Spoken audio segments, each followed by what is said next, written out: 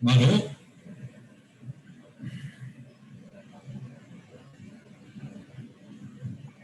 Olá. Oi, Marô, tudo bem? Tudo, e vocês? Estão vindo bem? Estou esperando o Bruno aqui, estava mandando mensagem para ele. Espera aí. Meu mouse resolveu não funcionar. Tudo bem?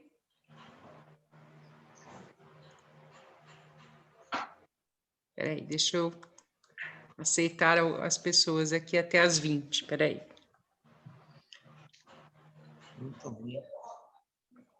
Boa tarde a todos. Gente, só falar uma coisa. Como é uma mesa redonda, diferente de webinars, é legal que todo mundo, se possível, abra a câmera, porque vocês vão conversar entre si, né? Vão trocar ideias. Não é uma palestra, nem um webinar. O Vitor, a Thaís e o Bruno, que vai ser o moderador, vão trocar ideias com vocês. É mesa redonda, só não está a mesa aqui porque a pandemia não permite. Mas é uma mesa redonda para trocar. Então, acho que é o Newton da Socinil que está aqui, o Fábio Damásio, Simone, aqui o CC, Casa do Construtor, eu não sei qual unidade que é, Alexandre Betamax, Alexandrina, aqui não tem outro nome que eu não sei quem é.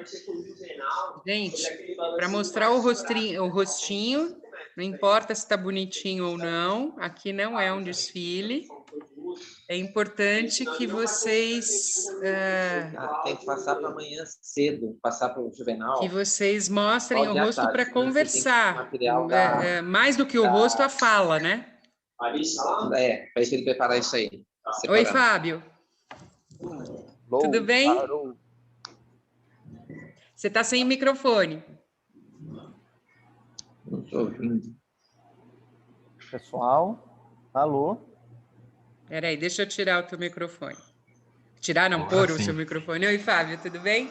Tudo bom, e você? Tudo bom. A Alexandrina tá sem o microfone, mas se você precisar, Alexandrina, coloca no chat, porque como eu falei, como é mesa redonda, é super importante que vocês participem, para trocar ideia mesmo. Imagine que tem uma mesa aqui no meio, tá? Vamos usar a imaginação. Casa do Construtor, que eu não sei de onde é a unidade, vamos ver aqui. Coloca aqui para a gente saber de que unidade que é, de qual franquia que é, também está sem microfone.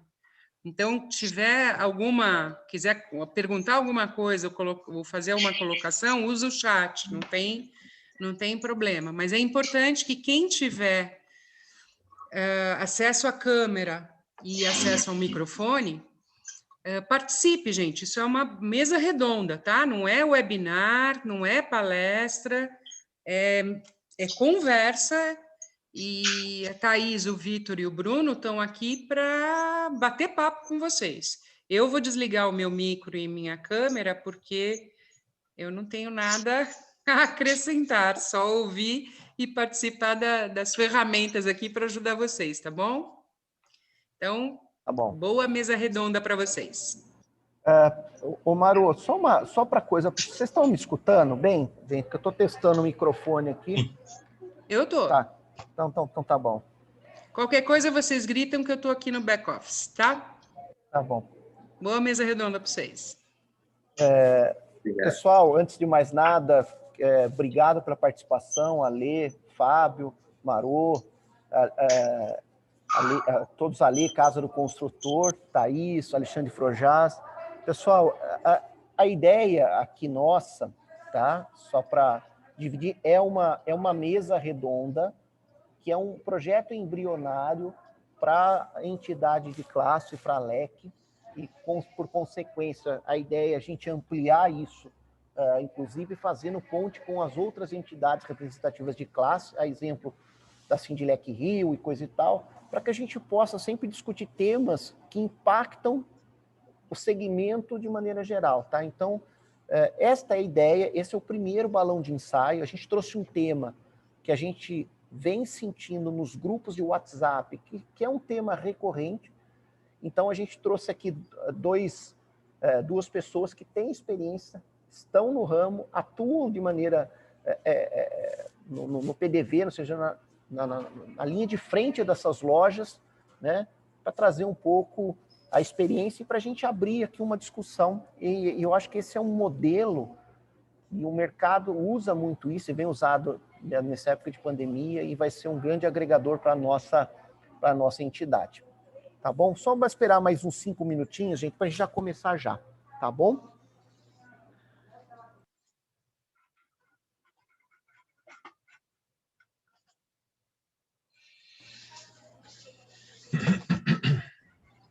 Tá. Alê, nosso presidente, quer dar uma palavra, cara? Boa tarde a todos. Conforme você mesmo disse, é um novo projeto, né? Até a questão da restrição do horário também, verifica depois se vocês acham melhor mudar para um pouquinho mais tarde, porque a gente também, o pessoal às vezes fala que das 4 horas às 16 é difícil para muita gente entrar, porque está ainda no meio do expediente, então acho que a gente vai sentindo isso aí, depois vem com a Marô, para ver como é que a gente vai fazer, né? Mais para frente, por aí vai. Mas o que importa é a gente tentando, né? O que importa é a tentativa. Então vamos começar aí com esses novos. Beleza. Pessoal, vamos para uma questão também de ordem, uma questão de tempo, começar, né? As pessoas vão entrando e a gente vai participando. Tudo bem? Pode ser? Então, gente, primeiramente, eu queria aqui, em nome da entidade da LEC, agradecer a participação de todos. Como já foi dito, a ideia é a gente sempre construir temas que levem pontos importantes relevantes ao segmento. A ideia é que depois, no futuro, a plataforma da LEC, como das outras entidades, possam ter temas importantes aí para uma construção a mais médio e longo prazo. Mas é um projeto embrionário que a gente vem agora tratando, como acho que muito bem ponderado pelo nosso presidente, o Alexandre. A gente está em modelo de ajuste, então a participação e a opinião também passa a ser importante. Vamos fazer final de tarde, vamos fazer de sábado, quer dizer, gente, não importa, eu acho que o importante são os comentários e a participação. Então, não existe verdade construída e nem verdade velada sobre o tema, são só pontos de vista que a gente vai explorar, tá bom? Então, só para quem não me conhece, eu sou Bruno, eu sou vice-presidente aqui da LEC, né? E também sou diretor da área de expansão da Casa do Construtor, e venho fazendo com muito orgulho um trabalho junto com o Alexandre e toda a diretoria aí da LEC nesse biênio de 2020 e 2021. Então, de antemão, muito obrigado a todos aí. Tá? A palavra está com você, tá? Primeiro as damas aí para começar esse nosso bate-papo aí. Ai, que honra. Gente, primeiramente, muito obrigada pelo convite. É muito importante, assim, a gente estar no meio de pessoas tão renomadas no mercado. Me sinto honrada. Eu vim trazendo crescendo junto com esse mercado, então eu não tenho uma outra experiência, até é engraçado falar nisso, eu não tive outra vivência que não seja uma locadora e o setor administrativo, né? Eu conheço de tudo e de todos os setores, mas a parte administrativa aqui é bem forte em mim, tá? Segue o rental na veia mesmo. Então, eu espero contribuir muito com o mercado e a minha real vontade é estar junto com todos e crescendo com todo mundo. Perfeito. É isso. Perfeito. Vitor, também aqui o nosso anfitrião aqui também, membro participante do Rio, uma palavrinha rápida para a gente começar, né? Você que é um cara da fala bonita. Bom, eu sou talvez o único aqui carioca que tá aqui na audiência. Eu tô com 13 anos já de Casa do Construtor. E eu tenho, quer dizer, eu participo em aproximadamente 25 unidades, 25 lojas, né? Eu sou o maior franqueado hoje lá da Casa Construtor. E estamos aí para bater um papo a respeito, pelo que me disseram, um pouco de cadastro, fraude, inadimplência, né? Acho que esse tema também passa pela gente aqui. Eu tenho um trabalho aqui também no Rio eu sou tesoureiro, fundador lá do Sindilec, que é o sindicato aqui do nosso estado. A gente já tem CNPJ, e estamos pleiteando a nossa carta sindical acho que já temos aí 4, 5 anos que a gente está na fila e estamos atuantes aqui. E é isso. Vitor e Thaís serão os nossos anfitriões. Eu queria começar um bate-papo com um tema que eu queria que vocês dois, com a experiência de vocês, explorassem. Tá? Existe uma relação, na opinião de vocês, direta entre a questão do cadastro, né, a questão de documentos, né, e questão de fraude, golpe, qual que é a relação para vocês direta disso? Tá? O que eu estou querendo dizer com isso? Cara, o que vocês imaginam? Para vocês, o que é a etapa cadastro? O que é essencial olhar? Em um segundo momento, cara, como é que vocês regulam isso no time de vocês que está, a exemplo do dia de hoje, super demandado, um monte de gente querendo lugar, faltando produto, aquela ânsia do vendedor querer fechar negócio. Então, conta um pouquinho aí de vocês. Vitor, posso começar com você, cara? Que eu sei que você é um... Posso sim. Por favor. Bom, eu acho assim que a gente tem... a estratégia nossa aqui de cadastro, ela é... A gente separa ela em 2 pedaços. Eu acho que o primeiro pedaço é você saber se você está falando com a empresa mesma ou se você está falando com a pessoa mesma, no caso de locação para pessoa física. E o segundo pedaço é quando você vai analisar a inadimplência, ou pelo menos o risco daquele cliente não te pagar.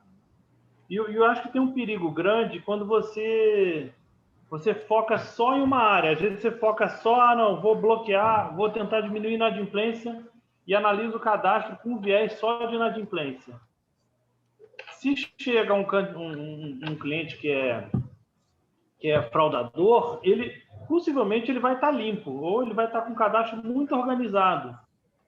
Então, a gente tem aqui, assim, a gente gosta de olhar por 2 pilares, o pilar da fraude e o pilar da inadimplência, do risco de inadimplência, né? A inadimplência é uma coisa que você tem como... o cara, quer dizer, a pessoa física ou jurídica, ela pode estar limpa hoje, mas ela pode se sujar no futuro. Então, assim, é uma análise assim, meio que da foto, né? Você não tem um filme que vai ser. A fraude, você já conseguiria... você tem que captar a fraude de momento. A inadimplência você pode estimar, mas você não pode saber. Já a fraude, você tem que ser capaz de mitigar. Aqui a gente toma fraude toda hora, quer dizer, mas a gente tem uma capacidade de bloquear alguns golpes por aqui, né? Então, acho que assim, eu separaria a questão de cadastro em 2 pedaços, fraude e inadimplência, entendeu, Bruno? É a estratégia que a gente adota aqui. Perfeito. Thaís, o que você, na opinião sua, um pouco na linha da explanação do Vitor, o que para você aqui se concorda? Como é que vocês pensam na empresa de vocês aí? Eu concordo. São 2 pilares muito importantes, né? A gente analisar o risco e o risco de crédito, né? O risco uma das coisas que eu bati muito na tecla no webinar que fizemos foi da questão de analisar o cadastro através do valor do bem e não só o valor da locação. Então, a capacidade de pagamento do valor do equipamento. Então, são 2 vertentes que eu analiso friamente, assim, a questão de capacidade de pagamento, se acontecer um extravio, porque a gente tem não só o risco de fraudes, mas também com o risco de furto, em lojas, em obra, e muitas vezes as pessoas não têm seguro. Até porque se você está iniciando uma obra, você tem um container lá e não consegue estimar o valor que tinha, que não tinha, é bem complicado. Então, a gente tem que fazer análise não só na questão de pensar no valor da locação.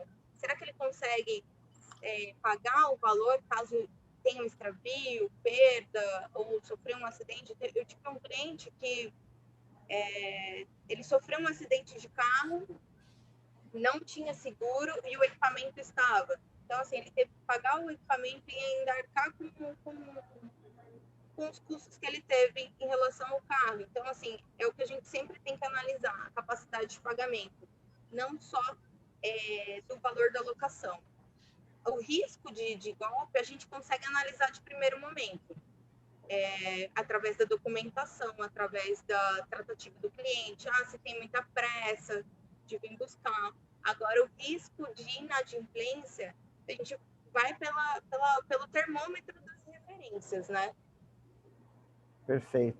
Deixa agora, eu vou fazer uma pergunta, assim, eu vi que tem bastante gente, algumas eu conheço, outras eu ainda não, mas terei o prazer em conhecê-lo. Eu queria fazer uma pergunta, né, para vocês aí, deixar o microfone aberto.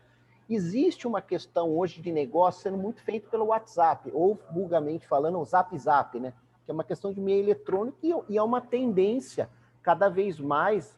Mídias digitais, meios digitais, como um meio de cadastro. As pessoas, existe um conceito no varejo que chama no friction, que é isso, que é assim, evitar fricção com o próprio cliente. Eu queria deixar assim, e vou direcionar até uma pergunta para um grande amigo aqui, para o Alexandre Silva, que eu sei que é um cara forte aí, né? Ale, como é que é essa relação sua aí com o cadastro, cara? Como é que tá essa questão do famoso Zap, né? Dá uma palavrinha para a gente e daí abrir o debate, por favor. Tudo bem, pessoal? Boa tarde, prazer estar aqui com vocês. Estão me ouvindo bem? Perfeito. Então, tá bom. Indo na linha do cadastro, Bruno, e demais, como a Thaís falou, a documentação, a análise da documentação de referências, ela é importante, mas como o Vitor comentou, normalmente o golpista, ele vem com tudo isso limpo. Então, a gente trabalha muito a questão do treinamento do atendente, do locador, para enxergar nas entrelinhas. Já vou chegar lá, Bruno, na parte do Zap, tá? Mas só para completar o assunto anterior. Por exemplo, a pessoa pede um andaime com rompedor. Não faz sentido. A pessoa pede um andaime com compactador. Não faz sentido. Então, a gente trabalha bastante o treinamento dos atendentes, né, nessa questão, de estar vendo se tem coerência o que ele está pedindo e, às vezes, até o tipo de equipamento que está pedindo para quem está pedindo. Uma microempresa que quer alugar uma máquina de 20, 30 mil reais. Então, normalmente, o nosso foco, a gente faz a pesquisa de documentação, faz a análise de crédito, a gente também procura olhar nas entrelinhas, que normalmente é aí que a gente pega. E eu passo para todo o pessoal que trabalha aqui com a gente. Sentiu alguma coisa ali dentro de você que não tá certo, pede ajuda para alguém, pede a opinião do gerente, mas se você sente que o teu feeling está dizendo que tem alguma coisa errada, pede confirmação. Na dúvida, perca a locação, mas não perca o equipamento. Tá? Na questão do WhatsApp, realmente a gente utiliza bastante essa ferramenta, muita locação acontece no grupo através do WhatsApp. Quando a pessoa já é cliente, é um relacionamento tranquilo, já tem uma referência, tem um histórico com a gente de locação, de pagamento. Então, é como se fosse uma ligação por telefone ou se estivesse presente na loja. A documentação é assinada na obra ou por e-mail, enfim. Mas tratando-se de clientes novos, o WhatsApp funciona conosco até o momento como uma ferramenta de negociação. Partiu para a parte de documentação de contrato, aí vem na loja, ou então a gente leva o material na loja, no local da obra, e treina os motoristas e entregadores também para saber o que é local. A pessoa pediu uma betoneira. O local exige, lá, antes de descarregar o carro, indica que vai usar uma betoneira? Tem alguma coisa de estranho? Aí liga para a gente. Então, assim, os golpes existem, graças a Deus conosco está acontecendo de poucos a tendência a aumentar, porque o mercado está aquecendo, os golpistas cada vez mais ficam mais espertos, né? Mas o WhatsApp, sim, é uma ferramenta muito importante, muito funcional. A gente fecha muito o contrato, mas eu não tenho incidência de golpes pelo WhatsApp, porque a gente utiliza mais como uma ferramenta de negociação. Eu não abro mão de seguir todos os outros processos de cadastro na hora de validar um cadastro novo de um cliente que chega pelo WhatsApp.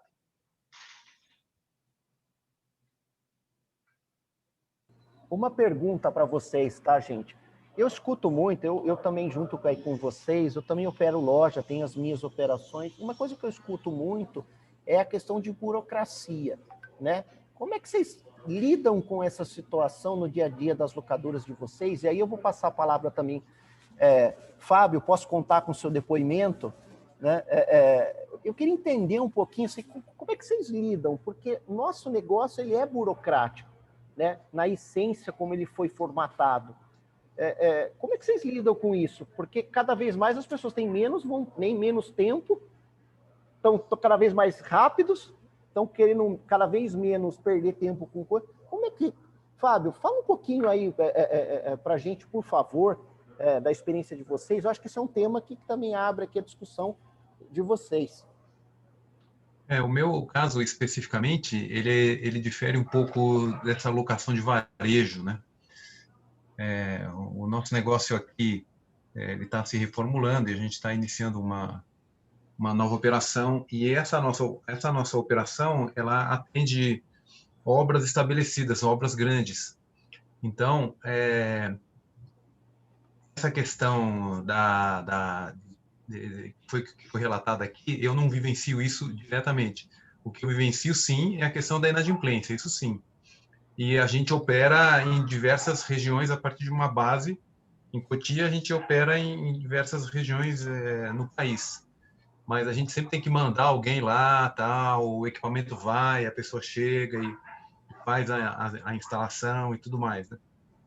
Então, esse tipo de problema eu não tenho. Agora, a questão da burocracia, esse problema a gente enfrenta, porque ela é bastante necessária, eu não abro mão disso, porém, o cliente, muitas vezes, ele realmente se irrita, porque isso leva tempo. O tempo dele juntar os documentos, o tempo da gente analisar e mandar. Existe desconforto, mas a gente não tem como abrir mão disso. Eu acho que a questão é como lidar com esse desconforto para minimizar isso no relacionamento, mas não romper o procedimento, alterar o procedimento por conta disso. Não, isso não dá, porque tem essa burocracia, em caso de inadimplência, eu não vou ter como cobrar depois. Então, é isso é assim que a gente trabalha, né? Perfeito. E agora, até uma pergunta para o pessoal aqui. Gente, e vocês acham que tem também, eu não sei, mas aqui é uma opinião. A gente vive num mundo meritocrático, né? A gente tem as nossas operações, né? Isso é natural, que todo mundo tem um objetivo, atingir meta, equipe de venda. Vocês acham que essa pressão, às vezes, por um sistema, às vezes, um pouco mais meritocrático, comissão de vendedor, de certa maneira, propicia um ambiente para que as pessoas tenham a ansiedade de fechar o negócio, pulando o procedimento, a exemplo do que o Alê comentou? O que vocês acham sobre isso? Você acha que isso tem uma relação direta? João, Vitor, Thaís, o que vocês acham? Um dos fatores que eu falo muito, que o comercial não pode, de maneira alguma, analisar qualquer tipo de cadastro, né? Porque vai muito na gana do que eu vou ganhar, o quanto eu vou fechar, e muitas vezes, quando você barra até um cadastro e fala, não, mas não tem como colocar outra documentação, é bem difícil, né? Eu falo que o financeiro é a parte ruim da empresa, porque ela tem que analisar, depende muito, o financeiro é muito sensível, né? Então, assim, qualquer passo errado que a gente der, são vidas, são colaboradores, tem toda a parte de fornecedores, negócios, então é muito sensível. Eu falo com o pessoal que quando eu barro um cadastro, é para realmente manter o que a gente já tem, né? Isso é bem complicado. porque o comercial ele vai realmente na meta, na gana da comissão, então o volume de negócios para eles é mais importante do que o bem. Então a gente tem que tomar muito cuidado com isso. E aqui, particularmente, eu tenho 2 pessoas que fazem o cadastro. Passa para uma pessoa, faz tem a documentação que tem que ser checada, e eu faço análise. Porque, às vezes, a pessoa que está fazendo também não consegue perceber algum ruído que tem ali que seja propenso a golpe, que seja propenso a inadimplência. E uma vez eu até falei que assim, eu não tenho um prazo de recebimento fixo por cliente. Todo pagamento todo cliente que vier é um pagamento 28 dias, 21 dias. Depende muito da análise que eu faço. E aí, Ale, pode falar. Bruno, eu não abro mão, eu vou falar o exemplo nosso aqui, de uns anos para cá, que a gente trabalha com a meritocracia no sentido tanto de buscar metas de faturamento, onde os atendentes, os locadores, eles recebem no começo de cada mês uma meta em valor para ser atingida no final do mês de novos contratos, quanto também no setor de cobrança, que eles também são premiados quando atingem um percentual específico com relação a esse percentual muda de acordo com o tamanho da locadora, o tamanho do faturamento. Então, desde que a gente começou a trabalhar nesse tipo de meritocracia, os nossos resultados melhoraram bastante, tanto em relação a atingir uma meta de faturamento, quanto na inadimplência.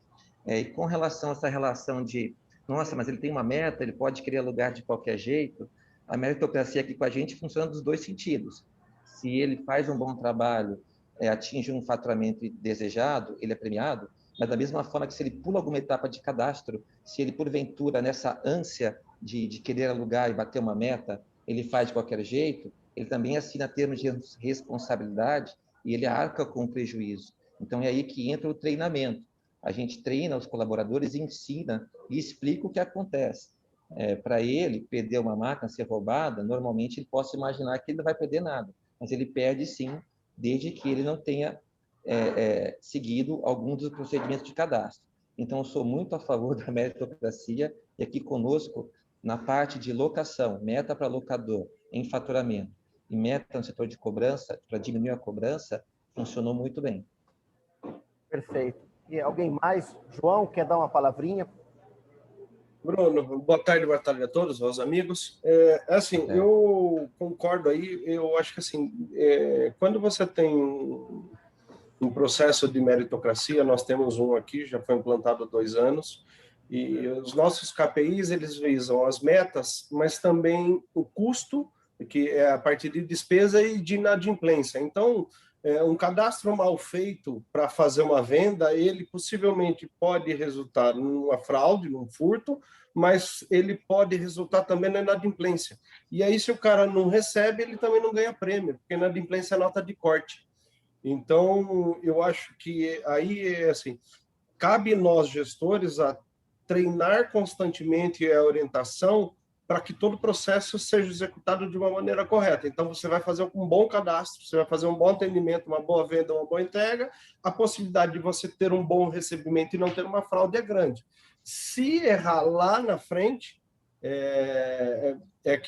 que as coisas vão desandar. E acho que isso é questão cultural. Eu digo por isso porque assim, eu estou desde 2008 na locação e a gente tentou várias coisas e várias coisas não deram certo. Mas muito mais porque nós não treinamos ou não preparamos eles bem, ou não orientamos, ou não fomos sistemáticos. A partir do momento que nós começamos a fazer isso, esse reflexo veio para a equipe. Então, acho que é um conjunto disso tudo aí. Você treina o cara bem, então ele já vai fazer o cadastro bem, ele vai fazer o atendimento bom. Com essas informações, a chance de você ter uma fraude é menor e de um recebimento maior. Acho que é um processinho, é um conjunto. Só completando a informação, Bruno, desculpa, claro. Quando tiver meritocracia, eu dei uma parada, preciso continuar, mas outra coisa que funcionou muito bem em relação a metas, tanto de faturamento quanto de inadimplência diminuída, para aqueles que têm aqui mais de uma loja, que gerenciam um grupo de lojas, a gente chama de gamificação. a gente faz o quadro comparativo de resultados no final do mês, no final do semestre da equipe, e você acaba estimulando aquela disputa interna de quem está em primeiro, de quem está em segundo. Então, isso também ajudou bastante, com algumas pequenas premiações também. Uma loja, abre aspas, contra a outra. Perfeito. E Vitor, só para aproveitar também, o que na sua avaliação, você que está numa cidade, né, grande centro, e tem múltiplas unidades no Rio, o que é um ponto-chave do cadastro que você, cara, não abre mão em hipótese nenhuma? Seja por velocidade, seja por burocracia. O que você, cara, se fosse dar uma dica aí, fala, cara, o que eu não abro mão? Olha, uma coisa que nos chama muita atenção na parte de fraude é a quantidade de pesquisas que estão sendo feitas nos birôs de crédito. Ou o comportamento do número de buscas, né? Então, se você tem lá uma empresa que ela tem normalmente, sei lá, 10 buscas, o Serasa é o que eu uso aqui, então, ela está tendo 10, e começa a ter um momento, tem 30, 40, você tem que suspeitar. Pode ser que ela tenha ganho, esteja fazendo uma obra, mas isso é um sinal de muito alerta aqui, e tanto na pessoa física também. Quando uma pessoa física tem muita consulta, no Serasa, por exemplo, sei lá, se a pessoa tem 2 consultas, a pessoa física já é muito para mim. Então, é um sinal de alerta de fraude aqui. Então, isso seria assim, um ponto capital, assim, que eu olho com muito cuidado. E eu sei que aí também, aproveitando o gancho, tá? Cara, e como é que fica essa questão de cadastro com gente com nome sujo? Né? Porque esse é um ponto que eu já vivi com locadora, cara, que chega uma hora que você fala, cara, alugo, não alugo? Então, esse fica... E assim, não só para pessoa física, tá? Isso inclui pessoa jurídica também. Sim. Então, eu falei no início da conversa que a gente usa aqui 2 pilares, né? Que é a análise de fraude e a análise de inadimplência. Eu incluiria aí mais um ponto até que a Thaís comentou, que é a análise de crédito, né? O quanto você pode dar de crédito em máquinas para aquele cadastro. Então, a gente utiliza aqui os limites de crédito. Então, se eu vejo uma pessoa complicada, com nome sujo, eu animo, de repente, se for uma máquina pequena, sei lá, um equipamento de baixo valor, a gente coloca um limite de crédito e aluga. Por um equipamento maior, eu já não alugaria. Agora, se você for pegar meu CPF aí, eu tenho pendência, quer dizer, sei lá, tem uma conta de água que estão me cobrando. Caraca, Vitor, se você tá devendo, eu tô feio na foto, hein? É verdade, cara. Puxar meu CPF aí tá sujo. Então, assim, tem certas sujeiras nos birôs de crédito que dá para relevar e seguir em frente, né?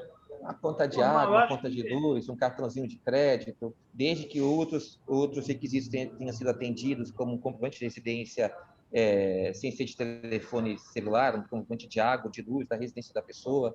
Então, ninguém dá golpe eu vou falar aqui por mim, tá?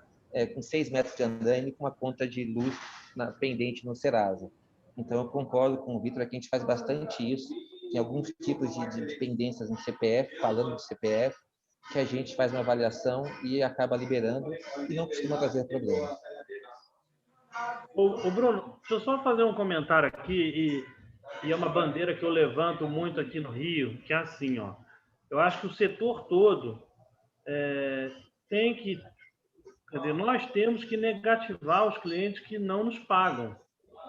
Porque nada adianta você alugar para o cara ou a empresa e o cara não te pagar e você ficar ali brigando. Se você não negativa o cliente, a outra locadora vai alugar sem saber, entendeu? Então, assim, aqui alguns falam, vamos fazer aqui uma lista de devedores. Isso não funciona. O que funciona é usar os birôs de crédito tradicionais, né, que existem na praça, e todo mundo, quer dizer, se o cara, se não te pagou, vai lá e negativa, porque não adianta nada. Outro dia um locador aqui reclamou, poxa, eu aluguei, não pagou.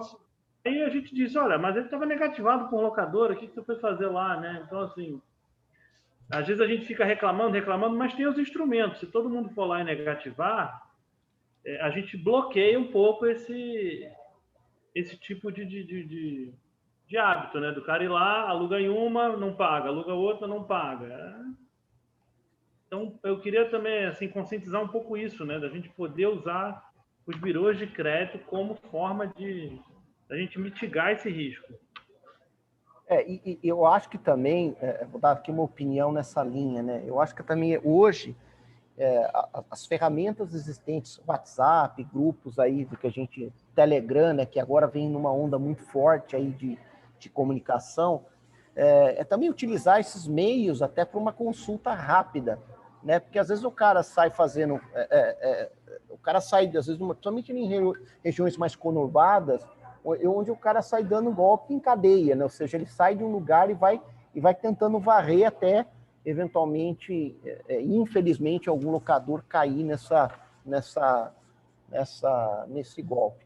Agora, e tem um ponto que eu queria, quando a gente fala de inadimplência, mas eu queria deixar aqui em aberto a vocês, é assim, na minha concepção, e aí queria ouvir a opinião de vocês, cara, inadimplência é que nem unha. Você tem que olhar todo dia. E para olhar todo dia, tem que ter uma rotina. Como é que vocês lidam com isso, tá, gente? Como é que é para vocês? Acho que a Thaisa pode começar, que eu sei que ela tem aí uma experiência legal. Mas, assim, como é que é isso para vocês? O que vocês costumam fazer, assim, praxe, sei lá, manda pager pro cara, sei lá, como é que vocês lidam com isso? Pager é da minha época, tá, gente? Só para deixar registrado, tá? Era aquele aparelhinho, né? Assim, pequenininho. Então, assim, uma das coisas que tem acontecido que é muito legal é essa união do mercado, né? Você liga, pede referência a outra locadora. Antes o pessoal ficava, não, eu vou passar, vai entrar em contato com o meu cliente. Olha, meu cliente está alugando em outra locadora. Aqui não foi hoje, né, Sérgio? O pessoal fala, olha, Thaís, ele alugou comigo tal, é um bom cliente, olha, Thaís, tive problema. Então, isso daí tá muito bacana. Isso é um movimento que vem aqui de um ano para cá, que o pessoal tem aberto a mente de realmente passar as referências, né? Porque antes, passava a locadora, você tinha certeza que não ia ter essa informação. E hoje o pessoal te procura para dar informação. Isso é excelente. É até um movimento muito bacana que tem acontecido no mercado dessa união, né? E assim, a questão da inadimplência realmente é uma coisa que você tem que estar ali todo dia, mandar e-mail, ligar, o acesso ao WhatsApp hoje também, o pessoal do comercial, cada um tem seu número, que já tem seus clientes. Uma das coisas que eu até falo na questão do WhatsApp é receber documentação, exceto de pessoa física, a pessoa jurídica, vamos manter a documentação por e-mail, até para checar se é realmente um domínio próprio, porque é muito fácil hoje você conseguir qualquer tipo de documentação. Uma ficha cadastral você pode elaborar, ou até ex-funcionário, subtrair, usar um Gmail ou um e-mail não oficial da empresa. Então, é interessante manter o de pessoa jurídica no e-mail mesmo. Questão de pessoa física, a gente recebe a documentação, até por ser mais prático, mas a CNH tem que vir a parte inteira para a gente conseguir conferir os dados. Então, essa questão de WhatsApp, ela facilita, mas também a gente tem que tomar muito cuidado para não cair nessas armadilhas, né? E a inadimplência, todo dia mesmo a gente olhar, filtrar, ver o cliente, mandar, olha... E eu costumo dizer que a alocação é igual cartão de crédito, né? Se o cliente já não conseguiu pagar esse mês, quando acumular o outro, já vai ficar uma coisa assim, uma bola de neve. Eu costumo assim, olha, não conseguiu pagar nesse mês, a gente já fica em alerta para, de repente, não virar a segunda e a gente retirar o equipamento. Porque se ele não está conseguindo pagar a alocação, se ele não conseguiu pagar a renovação, se o equipamento for subtraído, o prejuízo, além da gente não receber as locações, é não receber o valor do bem. Então, é uma coisa que a gente tem que estar constantemente olhando para dentro do financeiro, olhando para a inadimplência e olhando a saúde financeira do nosso cliente, né? Porque teve clientes que na pandemia, ou até mesmo antes, problemas financeiros, e você ajudar o cliente a te pagar, né? E dar possibilidades dele efetuar o pagamento, né? De repente tirar juros, multa, e ajudar ele a retornar ao mercado. Então a gente tem esse papel, porque se ele não consegue obra, a gente também não consegue alugar equipamento. Então a gente tem que fazer essa mediação aí na questão do financeiro, inadimplência, ajudar eles a pagarem e voltarem ao mercado. Tá, eu acho que tem uma pergunta aqui, acho que da Simone, acho que inteira, extremamente interessante. Eu vou ler, tá? E aí gostaria muito que você respondesse. Thaís, como fazer um processo de reintegração de posse? E o que fazer quando um cliente não paga e não devolve equipamento? Acho que isso é um tema legal, né, gente?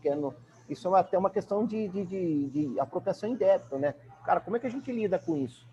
Olha, eu tô vivendo essa questão. Eu tinha um cliente que ele já era complicado para pagar, e aí teve assim, eu sempre falei, olha, ele tinha um prazo de 21 dias, abaixei para 15, aí pagamento à vista, e mesmo assim ele estava me dando problema e não está me devolvendo o meu equipamento. É importante a gente deixar claro que a locação é uma cessão de bens. Então, assim, o patrimônio é nosso. O cliente ele nos aluga por um valor irrisório e ele tem a cessão de direito de usar por determinado período. Ele não devolveu o equipamento ou não efetuou o pagamento, já é uma quebra de contrato. Então, tá inadimplente, não tem a intenção de devolver o equipamento, a gente já tem que emitir a nota de indenização, valor de mercado, e mandar para ele. E passar para um jurídico imediatamente. Você tenta de todas as formas, amigavelmente, passa e-mail, manda, liga, tenta procurar no lugar que você foi entregar. Se você foi entregar, você pode fazer a coleta do equipamento. Se não, se o cliente foi, você pode procurar ele no escritório, esgotada todas as possibilidades de retirada do equipamento, você emite a nota de indenização e passa ou para um advogado ou uma empresa de terceirização de cobrança. No caso desse cliente que eu estou tendo, ele está com 3 lavadoras, ele não pagou janeiro e fevereiro, né, que foi agora, e eu já falei para ele, olha, eu preciso dos meus equipamentos, tentei de todas as formas amigáveis, solicitando devolução do equipamento. Já fui até a sede dele, não encontrei, e ele alega, não, eu estou com equipamento, quando der eu pago. Eu falo, não funciona dessa maneira, existe um contrato, você tem que respeitá-lo, que é um acordo comercial, o contrato. Eu te entrego o equipamento, você me paga, quando você terminar a alocação, você me devolve. Então, quebrado qualquer esse termo de acordo que temos, a gente tem que seguir com a solicitação de integração. Mandou, olha, você nem precisa protestar o equipamento para ter a execução do crédito. Então, a nota de indenização que eu emiti para o cliente não venceu ainda, mas eu já mandei para o advogado e a gente entra já com termo de posse, já juridicamente. Então, é uma coisa que é muito rápido, porque aí você pode acionar sócios, veículos e até mesmo bem direto no jurídico. Perfeito. Alguém mais, gente, tem uma opinião tem essa realidade, né, em relação ao assunto, ou já viveu uma realidade parecida com o que a Thaís está dizendo?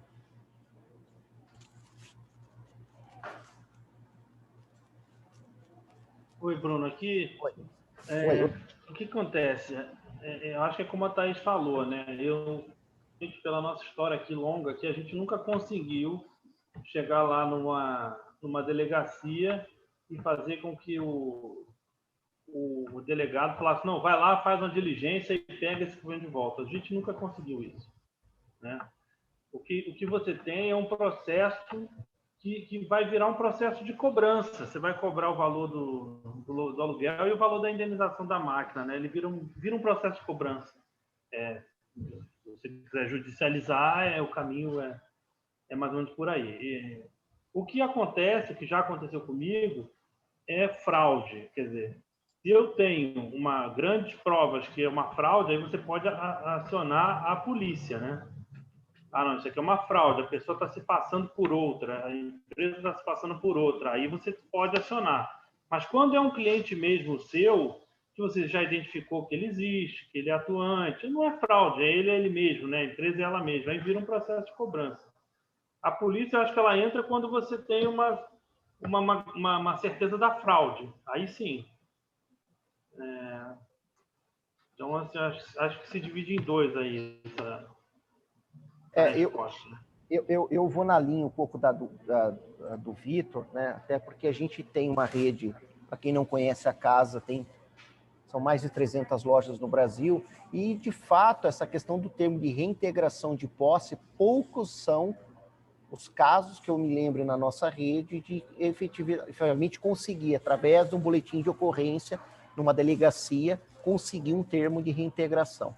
Né? Eu, pessoalmente, quando eu morava em Piracicaba, tocando a nossa operação, eu consegui fazer, mas isso porque eu tinha uma proximidade com algumas pessoas lá da polícia, e isso acabou fluindo de maneira mais rápida, mas é um caso mais raro. Eu acho que assim, o grande caminho é em relação a essa questão de uma ação de cobrança, né? Então, cada vez mais isso a gente precisa estar no dia a dia e os nossos times atentos para que a gente mitigue num lead time curto, ou seja, quanto mais lento este processo, né, eu vou dizer das nossas experiências, assim, quanto mais lento é a ação de cobrança, quanto mais lento a gente toma ação, quanto mais lento a gente está próximo desse próprio cliente, a gente primeiro perde uma oportunidade, às vezes, de fidelizar o cliente, porque às vezes o cliente passou por uma situação difícil,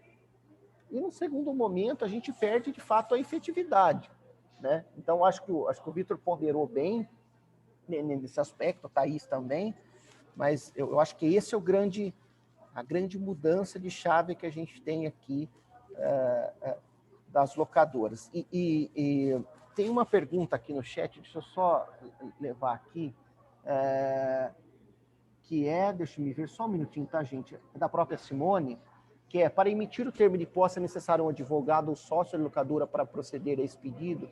Eu acho que assim, o termo de reintegração de posse, pelo que eu conheço, Thaís, me ajuda aí, se eu estiver falando uma besteira, você pode me puxar a orelha, tá? Mas com a minha experiência que eu tenho é o seguinte: o primeiro passo, né, deste processo é um boletim de ocorrência, apesar de que, na grande maioria dos municípios, isso não é aceito. Tá? Então, no caso desse, você teria que judicializar, no meu ponto de vista, dando uma opinião pessoal, né? Justamente porque você não consegue fazer um boletim de ocorrência contra essa apropriação, mesmo tendo um contrato comercial. É isso, Thaís, ou eu falei besteira? Não, é isso mesmo.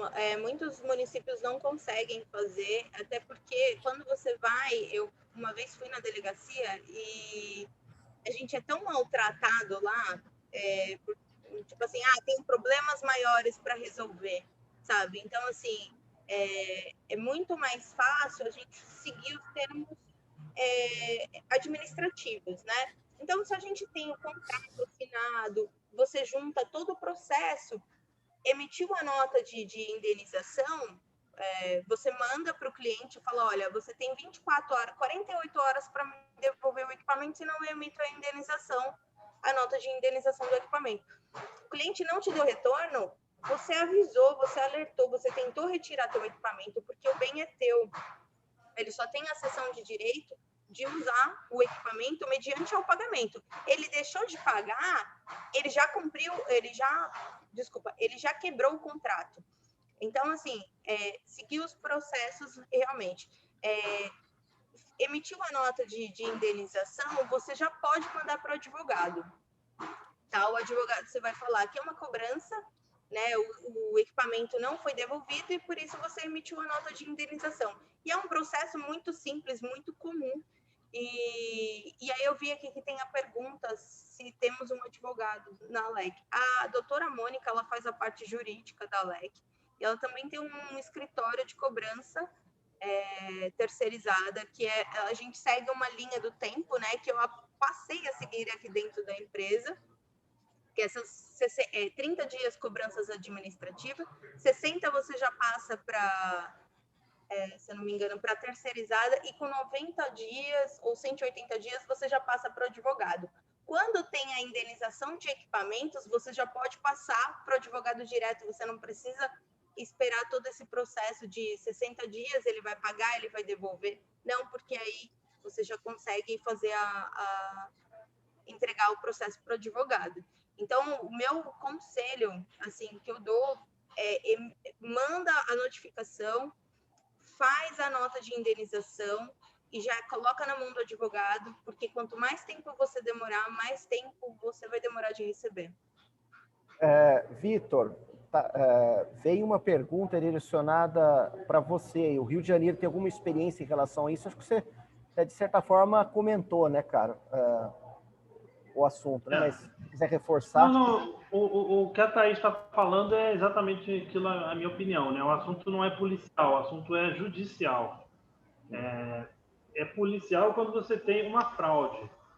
Mas se você chegar numa delegacia e disser, olha, eu preciso que você pegue o meu equipamento lá que ele alugou e não pagou, é o que a Thaís falou. O cara vai olhar para sua cara e falar, cara, desculpa, não é aqui. Você abre um processo judicial e vai lá, né? Então, eu acho que assim, o caminho é judicial. E todas as ações que eu tive aqui de cobrança, elas sempre caminharam para o que ela falou também. Você faz uma nota de indenização e vai cobrar. É raro você... Quer dizer, eu nunca entrei na justiça pedindo reintegração de posse do equipamento. Sempre entrei pedindo a indenização da máquina. Então, acho que assim, não tem muita diferença, não. É como você falou, Bruno, se a pessoa está numa cidade onde ela tem uma amizade com alguém da polícia, até quebra o galho, vai lá, mas assim, a rigor não tem muito porquê, né? Vou fazer uma pergunta. Como nós temos dois Fábios aqui, Fábio Damasio, em equipamentos maiores, como é que funciona?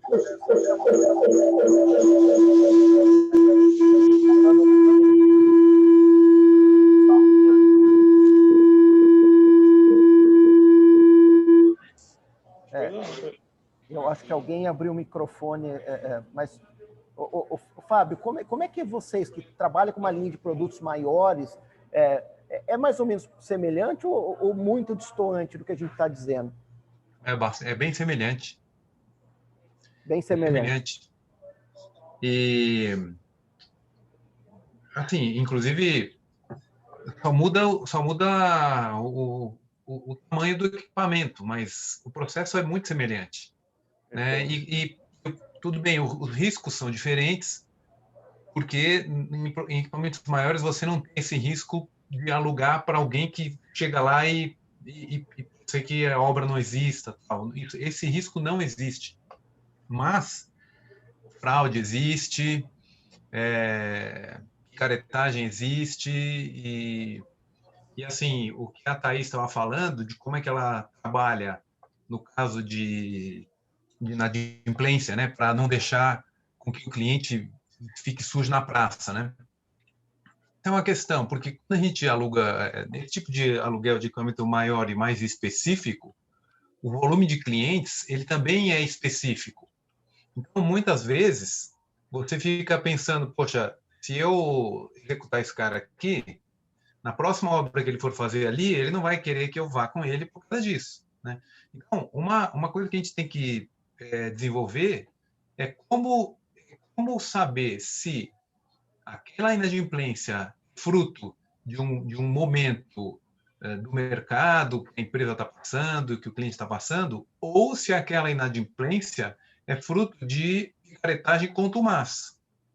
Porque existe nesse mercado que eu atuo, tem aquelas empresas que você sabe que elas não pagam. Todo mundo sabe. né?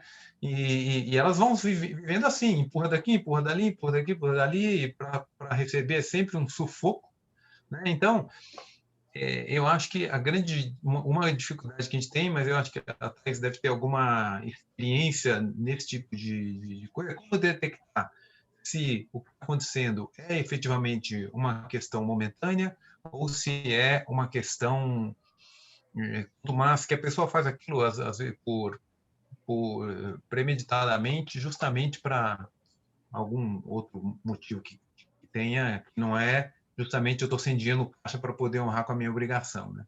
Então, isso é uma coisa. Mas, em termos de similaridade do que ocorre, é muito similar. Esses problemas existem.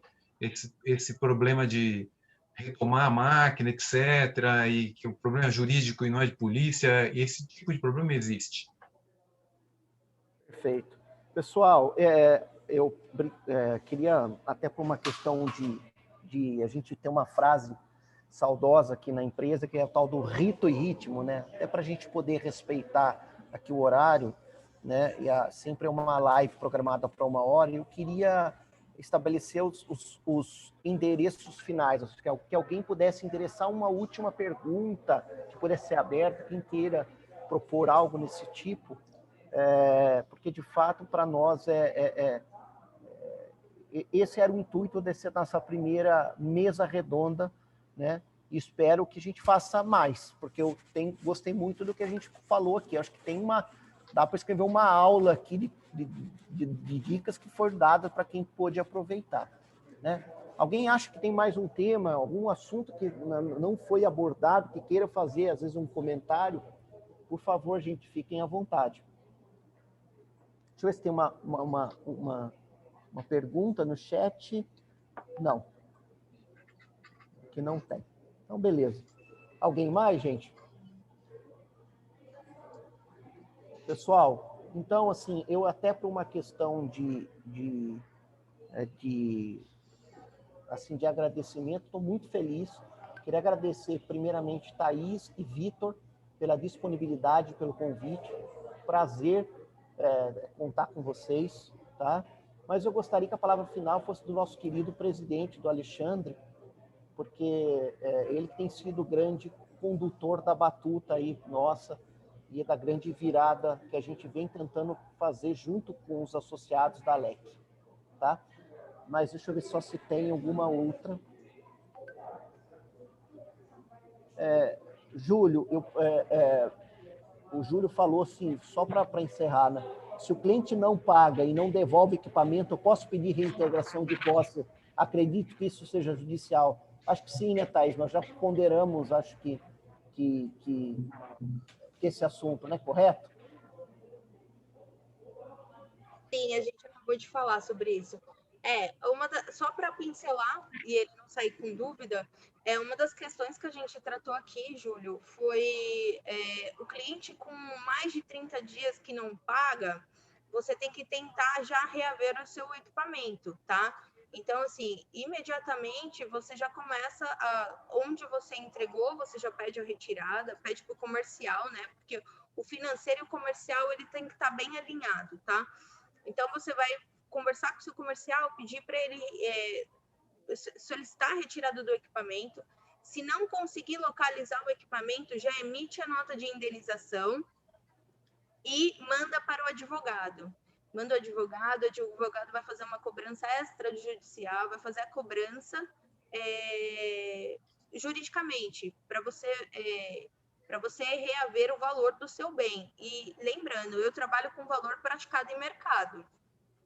Tá? Então, assim, como a indenização, a gente não tem uma negociação, né? Só que, desculpa, só fazendo um adendo. Antes de você emitir a nota de indenização, você tem que fazer a comunicação e pedindo que em 48 horas ele devolva o equipamento. Se ele não devolver, você já deixa alertado que vai ser emitida a nota, tá? Então, assim, emitiu a nota, você não precisa esperar vencer, você já monta o processo e manda para um advogado da sua confiança.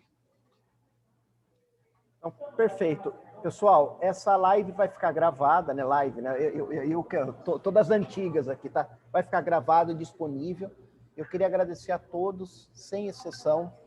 Obrigado pela participação. Estou muito feliz com o resultado, particularmente falando, mas eu queria que a palavra final fosse do meu presidente, que é o nosso condutor, o grande idealizador das batutas aqui. Presidente, contigo, cara. Obrigado, Thaís, obrigado, Victor, obrigado, Fábio, todo mundo que acompanhou a gente aí, a Marô, inclusive, que é ela que coordena essa... Apesar de ser virtual, né, tem que coordenar as salas e tudo mais, e realmente é algo que a gente também está se acostumando. Um próximo tema que a gente hoje até de manhã conversou, né, seria, de repente, sobre a questão da nota fiscal de remessa, que o pessoal está com bastante dúvida. Eu mesmo não tenho... o conhecimento que eu tenho, ele é muito raso para o tema em si. Acho que isso deveria ser até com a doutora Mônica, de repente, por causa da obrigatoriedade da emissão de nota fiscal de remessa, mas aí quem tem locadora que não tem inscrição estadual, que opera mais localmente, não tem essa questão de mandar imposto fiscal, ter que mandar isso para fora de São Paulo. E aí a gente vai fazer um trabalho agora em cima disso, talvez o próximo bate-papo possa ser esse até, porque é muita dúvida, né? O pessoal fala, mas fatura, romaneio, a gente tem casos, inclusive na própria casa do construtor, eu estava comentando com o Bruno, que tem casos e casos. Então, tem empresas que o pessoal tem empresas que o pessoal não tem. E aí a gente vai trazer agora uma pesquisa, aí, uma coisa mais a fundo, até para ver quais são as possíveis penalidades, se é legal, se é ilegal, e por aí vai. E eu acho que é isso aí, pessoal. Obrigado aí pela atenção, uma boa tarde a todos. Obrigado aí novamente o Bruno, a Thaís, o Victor, e bom descanso aí para todo mundo. Bom restinho de tarde. Então é isso, gente. Fiquem atentos no grupo da associação, tá? Que a gente vai soltar uma pesquisinha aí do tema. Esse é um tema que o Alê falou muito bem. Acho que a gente discutiu bastante. Vamos trazer para a discussão, porque eu acho que assim a gente melhora o segmento. Tem um outro tema, tá, gente, que eu já fui acionado, que é a questão de precificação, que também é um outro fórum legal para a gente debater, mas vamos ir separando os assuntos, né, para que a gente faça essas lives valerem a pena, tá bom? Então, eu queria agradecer a todos. Alê, meu presidente, obrigado. Thaís, a todos, muito obrigado, viu? Super sucesso, obrigado.